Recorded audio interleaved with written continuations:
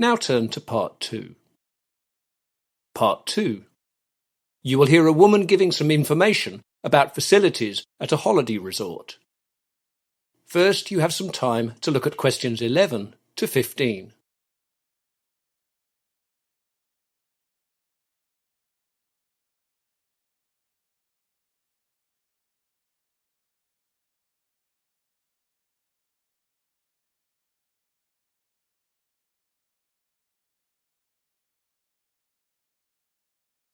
Now listen carefully to the information talk and answer questions 11 to 15. Good morning, everyone, and welcome to this information talk. Most of you arrived here at the Sun and Sand Resort yesterday evening, and it's my job today to let you know a little bit about what's available for you here and where these things are. We are currently in the main reception area. If you leave here, you'll find the ornamental lake right in front of you. Directly opposite, you'll find the bus stop, which I'll tell you more about later. If you take the path from the right-hand side of the lake, you'll pass the mini-golf on your left and, just after that, the swimming pool on the right. If you continue down the path, you'll reach the sports center, where you can use the resort's gym and squash courts, and also take part in the regular exercise classes that we run there. If you take the left-hand path from the lake, this will take you to the resort's private beach. On the way down, you'll see our tennis courts on the right-hand side. When you arrive at our beach, you'll see our snack bar on the right-hand side just behind the beach. Food and drink is available here. Back across the path from the snack bar is the activities office, which is also behind the beach. If you're not the type of person who just likes lying on the beach all day, you can visit this office and they'll give you details about the kayaks, sailing boats, pedalos, and various other beach equipment that we have.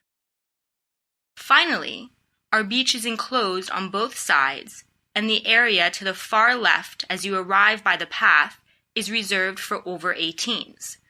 People can find there a quiet place away from the noise of children if they so wish. You now have some time to look at questions 16 to 20.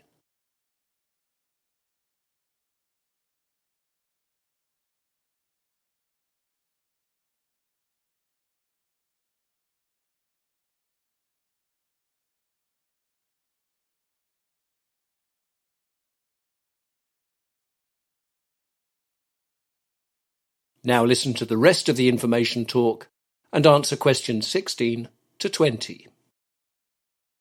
So, now that I've told you a little about where things are, I'd like to give you some information about them all. I mentioned earlier the resort's bus stop. This is from where our dedicated minibuses leave to take residents into the nearby town. This is 7 miles away, so taking this complimentary bus service is your best way of getting to the town.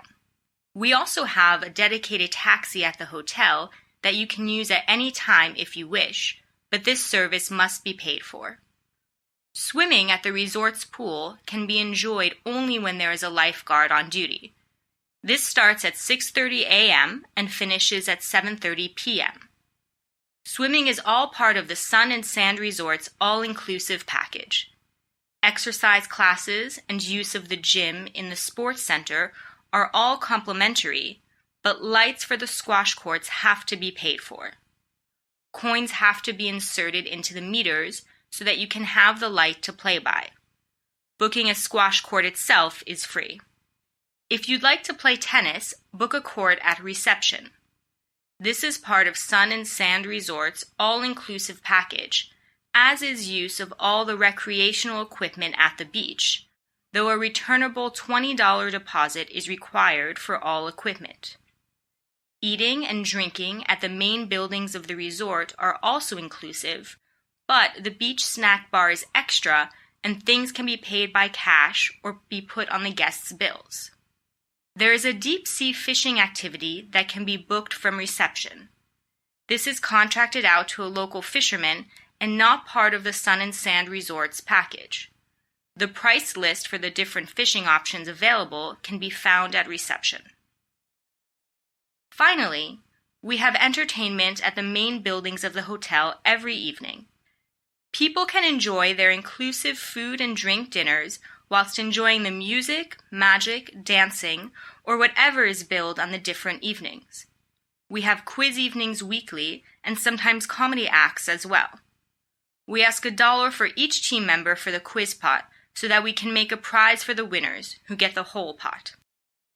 That is the end of part 2. You will now have half a minute to check your answers.